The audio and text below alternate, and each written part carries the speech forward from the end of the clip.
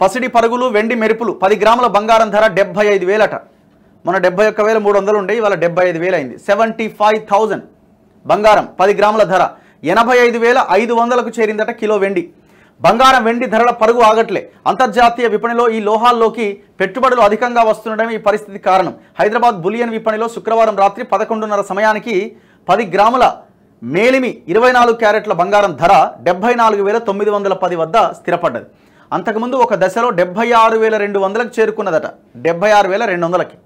ఈ లెక్కన ఆభరణాల తయారీకి వినియోగించే 22 క్యారెట్ల బంగారం 10 గ్రాముల ధర 68,600కు పైగానే ఉన్నది.